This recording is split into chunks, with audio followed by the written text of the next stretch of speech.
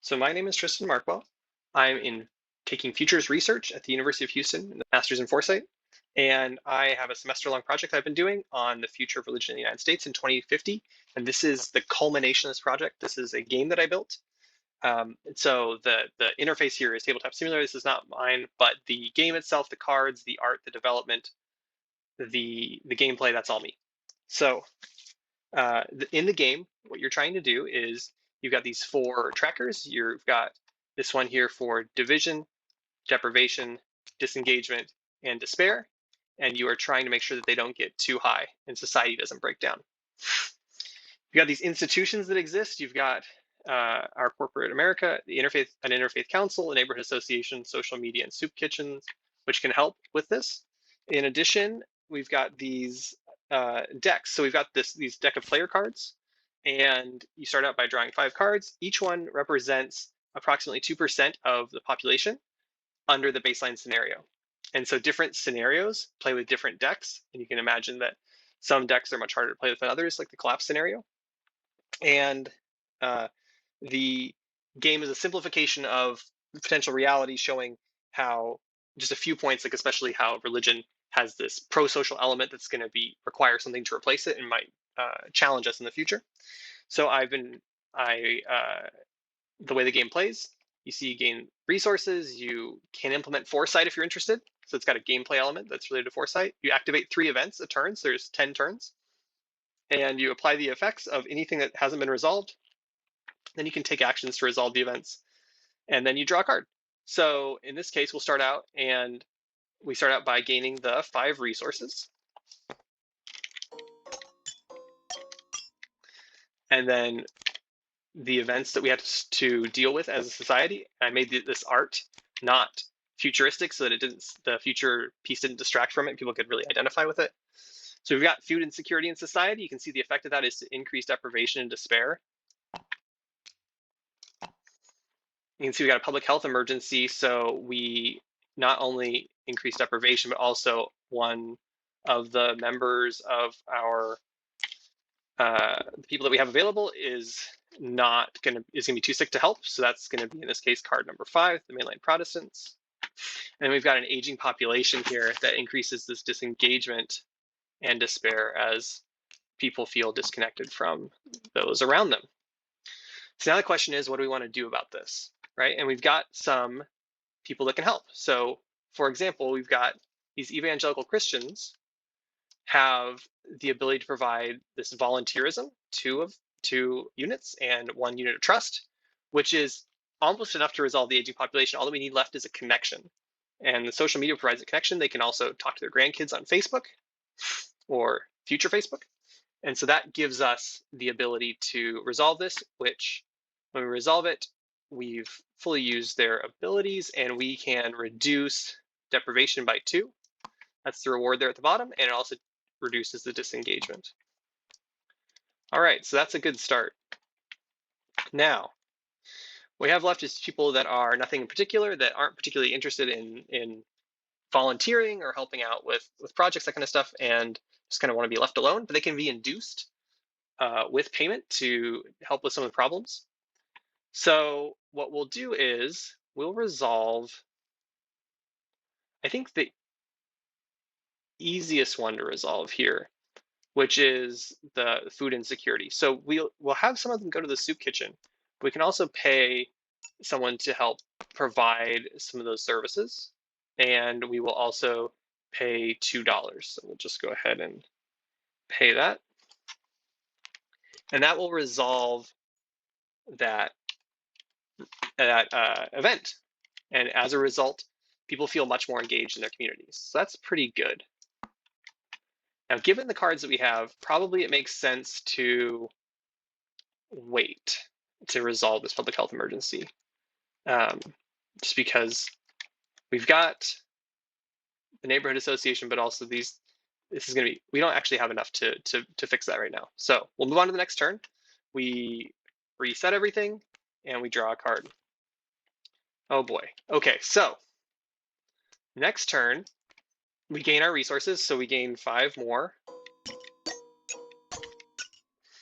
And this time we'll actually implement foresight. So we're paying for a strategic foresight project.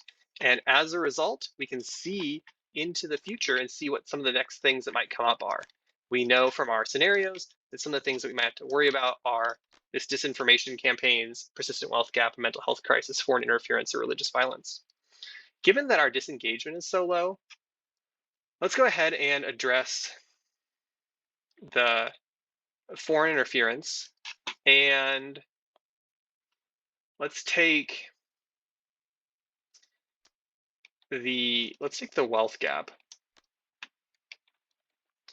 So we do have a bit of money to create some government programs, and then maybe a disinformation campaign. So again, the public health emergency increases our deprivation, and we lose a card at random. So we'll just do 1, 2, 3, 4, 5, 6. So that's, I guess it doesn't matter which one because they're all the same. And then we see the foreign interference is going to increase our disengagement by 2 as well as our division by 1. The persistent wealth gap increases our division by 1 or our deprivation by 1. These are getting a little bit sketchy right now. And this disinformation campaign again increases our division and our deprivation. If I missed something there, I'm sorry. Okay, so they're all climbing up. That's not great. So let's see if we can get lucky and recruit someone.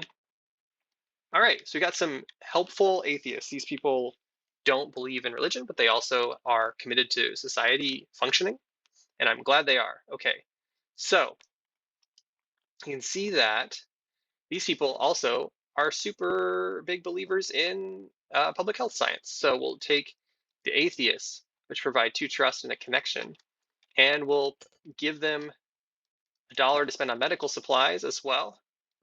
And then that resolves this public health emergency. So we can then reduce the division, we'll reduce disengagement as a reward at the bottom, and then we gain $2. So then you notice we haven't used the atheist's willingness to volunteer. So we will do that next. They'll go ahead and volunteer, and we'll also open up the soup kitchen to help with this wealth gap, and we'll pay $3. That resolves the persistent wealth gap. Who knew it was so easy? And then we'll reduce 3 division. All right, the atheists have done quite a bit. And then let's see what else we got. Okay, we do have, so with the foreign interference or with the disinformation campaign, let's work on this disinformation campaign. So we can use the social media fact checking of the neighborhood association run a special meeting topic about perceiving and rejecting disinformation. The Interfaith Council will weigh in on it, and you can see what we need left is 1 trust. So we will go ahead and pay some of these nothing in particulars to resolve that, and that lets us take care of the despair. It reduces despair by 3. All right, so we're doing pretty well. I think we're stuck, so we'll reset everything. We'll draw our next card. All right, we've got some mainline Protestants that can pitch in with a lot of stuff, and then the next round starts. So again, we gain 5. The foresight, we could pay for it again, or we can take our chances. In this case, let's just take our chances. So we've got a mental health crisis and religious violence. We've also got some partisan gridlock. Okay, so to apply this, say mental health crisis increases despair by 2. Again, we've still got this foreign interference going on, hasn't been resolved. So we have 1 more division and 2 more disengagement. The religious violence is bad news. It not only creates division and despair, but also causes property damage that has to be insured. And then partisan gridlock increases division and disengagement. So you can see we're pretty close here to losing some of our resources. So this is, and it shows the value of foresight, and it shows that under a lot of plausible scenarios, the reduction in prosociality due to religious identification is a potential source of problems. Thanks a lot. Bye.